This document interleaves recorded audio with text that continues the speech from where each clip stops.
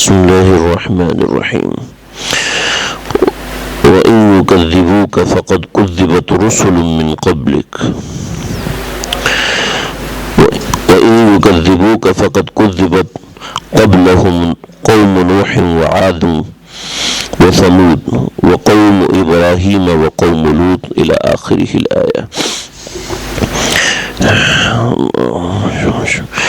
سورۃ الحج کی آیت نمبر 42، 43، 44 سے لے کے آگے تک کا مضمون ہے.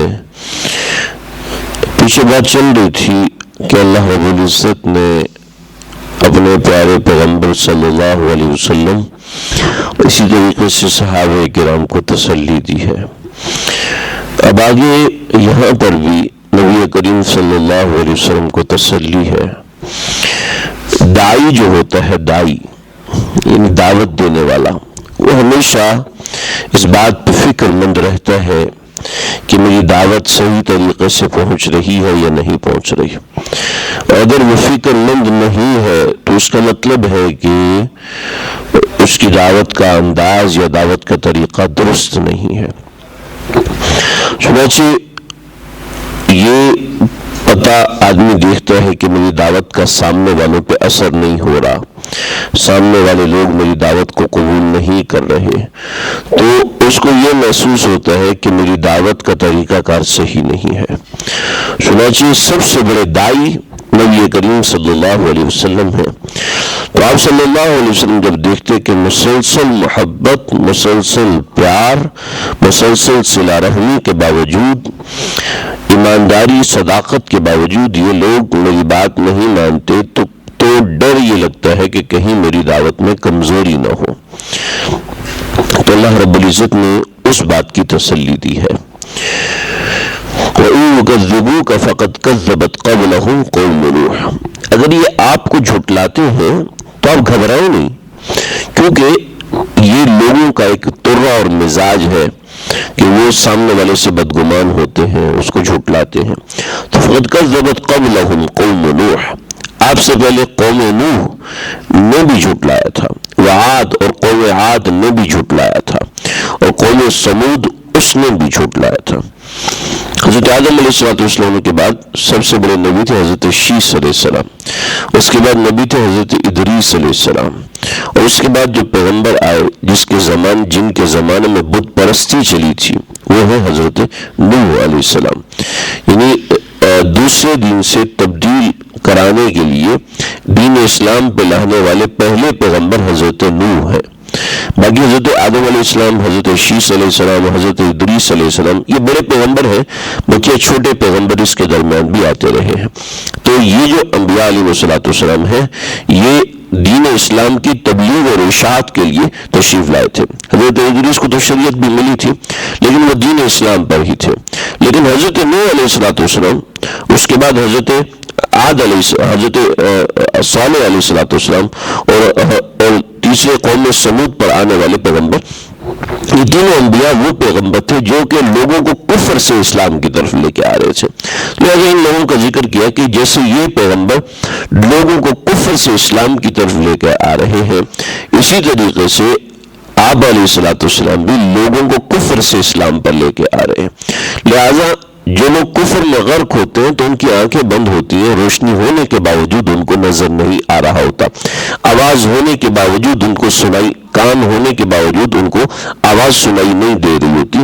ایسے ہی آپ کے زمانے کے لوگ بھی ایسے ہیں کہ آنکھیں ہونے کے باوجود ان کو آپ کی حق کی اشاعت سمجھ میں نہیں آ رہی، آپ کی حق کی آواز ان کو سنائی نہیں دے رہی.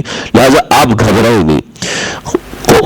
قوم نوح وعاد، حضرت نوح علیہ السلام کی قوم، ٹھیک ہے، اور قوم عاد اور قوم ثمود، انہوں نے بھی اس سے پہلے پیغمبروں کو جھٹلایا تھا. قوم ابراہیم علیہ السلام کی قوم نے بھی ان کو جھٹلایا تھا.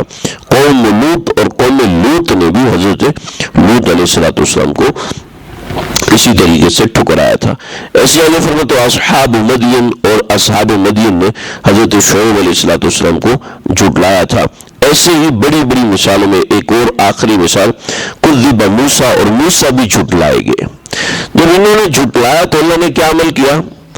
دیکھیں، جب یہ جھٹلا رہے ہیں، آپ صلی اللہ علیہ وسلم کی بات بھی صحیح پہنچ رہی ہے، اور یہ جھٹلا رہے ہیں تو ہونا چاہیے کہ اللہ کا عذاب آئے. تو اللہ فرماتے ہیں فَأَمْلَيْتُ لِلْكَافِرِينَ، میں نے کافرین کو ڈھیل دی، میں نے ڈھیل دے دی کہ جاؤ مزے کرو، کچھ وقت تک تم مزے کرو. چنانچہ ہم دیکھتے ہیں کہ فساق اور فجار کو اللہ رب العزت ڈھیل دیتے ہیں، اور اس ڈھیل کا سب سے بڑی نشانی یہ ہوتی ہے کہ انسان کو اپنے اس عمل پر نہ کوئی افسوس ہوتا ہے، نہ ندامت ہوتی ہے، بلکہ فخر ہوتا ہے کہ دیکھو میں کتنا اچھا کام کر رہا ہوں. کر وہ برائی کا کام رہا ہے. جیسے حضرت ابراہیم علیہ السلام نے اپنے ایک بیٹے کو بھیجا حضرت لوط علیہ السلام کے پاس کہ بھئی جاؤ ان کی خیر خبر لے کے آؤ کیونکہ ان کی قوم بڑی خراب ہے. تو حضرت ابراہیم علیہ السلام کے بیٹے جیسے قوم کے علاقے میں داخل ہوئے تو ایک آدمی نے دیکھا کہ کوئی اجنبی ہے، اس نے سفید کپڑے پہنے ہوئے تھے، دیکھا کہ اجنبی ہے اور کافی اونچا ہٹا کٹا لمبا آدمی ہے. تو اس نے کھینچ کے پتھر مارا، پیشانی پہ لگا اور سر پھٹ گیا اور سارے کپڑے سرخ ہو گئے. تو آدمی آیا کہ میں نے آپ کو پتھر مارا ہے، اب مجھے اس کے پیسے دیں. کہ تو مجھے مارا اور اوپر سے مجھ سے پیسے مانگ رہے ہو. کہا آپ کے کپڑے دیکھو سفید تھے، میں نے اس کے اوپر سرخ رنگ کر دیا، لہٰذا یہ رنگ کرنے کے پیسے مجھے دیں.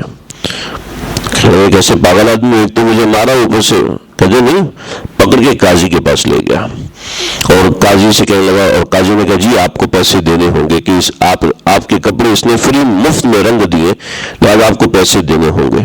تو اس نے ایک پتھر اٹھایا اور قاضی کے سر پہ رکھ کے مارا اور قاضی کا سر پھٹ گیا، اس کے کپڑے بھی رنگین ہو گئے. تو انہوں نے کہا کہ جو میرے اوپر اس کے پیسے بنتے تھے نا، اب آپ کے اوپر میرے پیسے بنتے، آپ اس کو پیسے دے دیں. یعنی اپنی بے وقوفیوں کو یہ سمجھ لے کہ میری بہت بڑی سمجھداری ہے کہ میں لوگوں سے پیسے اینٹ رہا ہوں. تو یہ ایسے لوگوں کی، گمراہ قسم کے لوگوں کی نشانی ہوتی ہے. ان کو اپنے کسی عمل پہ ڈر نہیں لگتا. اب اس کو دیکھیں، ہم اپنی نمازوں کے اوپر ڈرتے ہیں، ہم اپنے روزوں کے اوپر ڈر لگتا ہے، ہمیں اپنی تلاوت کے اوپر ڈر لگتا ہے. اگر ڈر نہیں لگتا تو اس کا مطلب ہے کہ ہم بھی صحیح طریقے سے اس کو ادا نہیں کر رہے. اگر ڈر لگتا ہے تو پھر صحیح ہے. تو یہ ڈھیل کی سب سے بڑی نشانی ہوتی ہے کہ انسان کو اپنے عمل کے اوپر کوئی پریشانی، کوئی دقت نہیں ہوتی. آپ علیہ السلام تو ہر نماز کے بعد استغفار پڑھے، اللہ جی معاف فرما دے، اللہ جی معاف فرما دے، استغفر اللہ استغفر اللہ. یا رسول اللہ نماز پڑھنے کے بعد آپ استغفار کریں؟ فرمایا جی ہاں، کہ ما عبدنا کا حق کا عبادتک، ہم اللہ کی عبادت کا حق ادا نہیں کر سکتے، صرف 2 سجدے کرتے ہیں تو وہ اس کی ایک نشانی ہے کہ اللہ جی ہم آپ کے تابع دار ہیں، آپ کی عبادت کا حق نہیں ادا ہوتا. پھر فرمایا کہ قیامت کے دن اللہ رب العزت جب اللہ رب العزت میدان میں جمع فرمائیں گے تو سب کو شراب پلائیں گے. ایک جنتی میں 4000 دنیاوی مردوں کی طاقت ہوگی، ایک جنتی مرد ہے یا عورت ہے، اتنی اس میں اسٹرینتھ اور طاقت ہو چکی ہوگی، اور لیکن ابھی تک اور وہ ہمیشہ کے لیے زندہ رہنے کے قابل ہو چکا ہوگا، ایسی اس کی زندگی بن چکی ہوگی جنتی کی. لیکن اس کے باوجود اس میں تحمل نہیں ہوگا. چنانچہ اللہ رب العزت تحمل کو پیدا کرنے کے لیے جنت کی شراب پلائیں گے کہ نشے میں آ جائے، اس کو پتہ نہ چلے کہ اس کے ساتھ کیا ہو رہا ہے. تو جیسے ہم بے ہوش کر دیتے ہیں، بے ہوش ہونے کے بعد آدمی کو کتنے بھی کاٹو پیٹو اس کو پتہ نہیں چلتا. چنانچہ اس کو شراب پلائی جائے گی اور پھر اللہ رب العزت فرمائیں گے رضوان یہاں سے پردہ ہٹاؤ، میرے بندے مجھے اپنی آنکھوں سے دیکھ لیں. تو روایتوں میں آتا ہے کہ جو فرشتے اللہ رب العزت نے بنائے ہیں، یہ فرشتہ رکوع کا ہے، وہ زندگی بھر رکوع کرتا ہے، کروڑوں سال کا رکوع کرتا ہے. کچھ فرشتے قیام کے لیے کہ وہ زندگی بھر قیام کرتے ہیں. کچھ فرشتے ایسے ہیں جو کہ پیدا ہوتے ہی سجدے میں ہیں اور کروڑوں سال سے سجدے میں ہیں اور قیامت تک سجدے میں ہوں گے، اور وہ 50,000 سال کا ایک دن ہوگا اور اس طرح کے کروڑوں دن گزر چکے ہوں گے. تو پھر وہ جب اللہ رب العزت کا دیدار کریں گے تو کہیں گے کہ یعنی کروڑوں برس کا ان کا ایک سجدہ ہوگا. تو اس وقت وہ بھی کہیں گے اللہ جی جو اتنے کروڑوں برس کا ایک سجدہ کیا، وہ سجدہ بالکل بیکار تھا، آپ کے قابل نہیں تھا. اتنا بڑا سجدہ، کروڑوں سال کا سجدہ اللہ کو دیکھنے کے بعد ناکافی ہوگا. تو ہمارے 4-4 5-5 سیکنڈ کے سجدوں کی کیا اہمیت ہے. تو یعنی اس وقت جب اللہ کا دیدار ہوگا تو یہ معاملہ ہوگا. تو یہاں پر بھی سمجھ لیں کہ ہم اگر اپنی عبادت کے بعد ہمیں کوئی پریشانی نہیں ہو رہی کہ میری عبادت ٹھیک نہیں ہے، ہمیں جو قرآن پڑھ رہے ہیں اس کا حق ادا نہیں ہو رہا، بڑے سے 50 محنتیں جیسے میں پڑھا رہا ہوں، میں 13-14 تفسیریں دیکھ رہا ہوں، بس حق ادا ہو گیا، نہ نہ نہ نہ، ایسا نہیں ہوتا، بلکہ اس سے زیادہ اللہ کا، کروڑوں گنا زیادہ اللہ کا حق ہے، اس میں ہم اللہ سے معافی مانگتے ہیں۔ تو یہ فَأَمْلَيْتُ لِلَّذِينَ، میں مہلت دیتا ہوں ان لوگوں کو کہ وہ اپنے اعمال کو بہتر کرے یا اپنی برائیوں کو ختم کرے، اللہ رب العزت مہلت دیتے ہیں۔ دیکھیں ہمیں بچپن میں کوئی استاد سبق نہ آ رہا ہو تو ہم کہتے ہیں مسجد جی ایک دن چھوڑ دیں، استاد چھوڑ دیتے تو بڑی یاد رہتی کہ ہاں استاد جی نے مہلت دے دی۔ ایسے اللہ محمد دنیا کے اندر میں مہلت دیتا ہوں، فَأَمْلَيْتُ لِلْكَافِرِينَ، کافرین کو بھی مہلت دیتا ہوں، ثُمَّ أَخَذْتُهُمْ، پھر میں پکڑتا ہوں، اور یہ اللہ کی عادت ہے کہ پکڑتے ہیں، اگر کوئی غلطی ہے تو اس کے بعد معافی نہیں مانگی تو اللہ پکڑتے ہیں۔ چنانچہ ڈاکٹر عبدالعلی عارفی رحمۃ اللہ علیہ فرماتے تھے کہ دوستو ہمیشہ رات سونے سے پہلے پورے دن کی فائل کلیئر کر لیا کرو کہ اللہ جی دن بھر جو غلطی ہوئی، کمی ہوئی، کوتاہی ہوئی، میں قصوروار ہوں، اللہ جی مجھے معاف فرما دیجیے۔ ایسے صبح اٹھ کے ایک مرتبہ اللہ سے، اللہ جی رات بھر جو غفلت ہوئی، جو کمی ہوئی، جو کوتاہی ہوئی، اللہ جی اس کو معاف فرما دیجیے، تاکہ روزانہ کی فائل روزانہ کلیئر ہو جائے۔ کسی دن انتقال ہو جاتا ہے پتہ نہیں چلتا تو اللہ تعالیٰ خیر کا معاملہ فرمائے گا۔ تو اللہ فرمائے گا ثم اخذتهم، پکڑتا ضرور، فكيف كان، پھر دیکھنا میری پکڑ کیسی ہوگی۔ تو اللہ رب العزت ہماری حفاظت فرمائے۔